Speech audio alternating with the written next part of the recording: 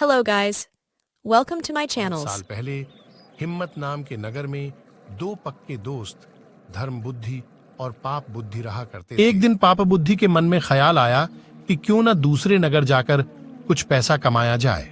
इतना सोचते सोचते पाप बुद्धि के मन में हुआ कि वो धर्म बुद्धि को भी साथ लेकर जाएगा, जिससे दोनों खूब सारा पैसा कमाएंगे और फिर लौटते समय वो धर्म बुद्धि से उसका पैसा किसी तरह से हड़प लेगा। अपनी चाल को पूरा करने के लिए उसने धर्म बुद्धि को दूसरे शहर जाने के लिए मना लिया। दोनों अपने नगर से खूब सारा सामान लेकर दूसरे शहर पहुंच गए। कुछ महीनों तक वहीं रहकर धर्म बुद्धि और पाप बुद्धि ने सामान को काफी अच्छी कीमत में बेचा। जब दोनों ने अच्छी खासी रकम इकट्ठा कर ली तो दोनों एक दिन अपने नगर की ओर लौटने लगे। पाप बुद्धि अपने दोस्त धर्म बुद्धि को जंगल के रास्ते से लेकर आया। रास्ते पर चलते चलते पाप बुद्धि ने धर्म बुद्धि से कहा, मित्र देखो, अगर हम अपने नगर इतना सारा धन लेकर जाते हैं तो समस्या हो सकती है। चोर इसे चुरा सकते हैं, लोग हमसे जलन का भाव रखने लगेंगे और कुछ उधार भी मांग लेंगे। ऐसे में बेहतर होगा कि हम आधा धन इसी जंगल में छिपा देते हैं। धर्म बुद्धि ने पाप बुद्धि की बातों पर यकीन करके धन को छुपाने के लिए हां कर दी।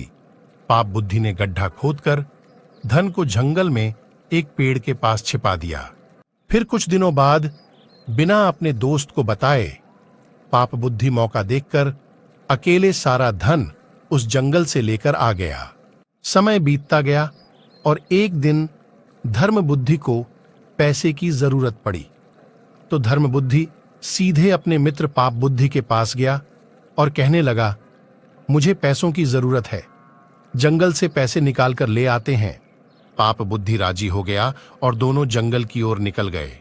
जैसे ही धर्म बुद्धि ने गड्ढा खोदा तो वहां पैसा न देखकर चौंक गया। इतने में ही पाप बुद्धि ने शोर मचाना शुरू कर दिया और धर्म बुद्धि पर चोरी का आरोप लगाया। हो हल्ला होने के बाद पाप बुद्धि न्यायालय पहुंचा। न्यायाधीश ने सारा मामला सुना तो सच्चाई का पता लगाने के लिए अपनी दिव्य शक्ति से परीक्षा लेने का निर्णय लिया।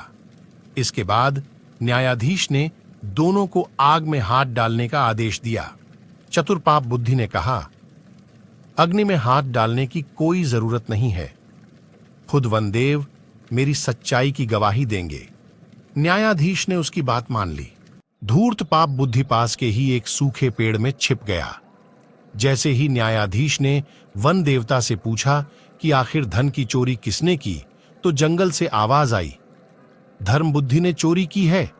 इतना सुनते ही धर्म बुद्धि ने जिस पेड़ की तरफ से आवाज आई उसी पेड़ को आग के हवाले कर दिया। आग लगते ही पेड़ से चिल्लाते हुए पाप बुद्धि बाहर निकला और झुलसी हालात में सारा सच बयां कर दिया। सच्चाई का पता चलते ही न्यायाधीश ने पाप बुद्धि को फांसी की सजा सुना दी और धर्म बुद्धि को उसके पैसे दिलवा दिए। कहानी से सीख, दूसरे के लिए बुरा सोचने वाले के साथ बुरा ही होता है।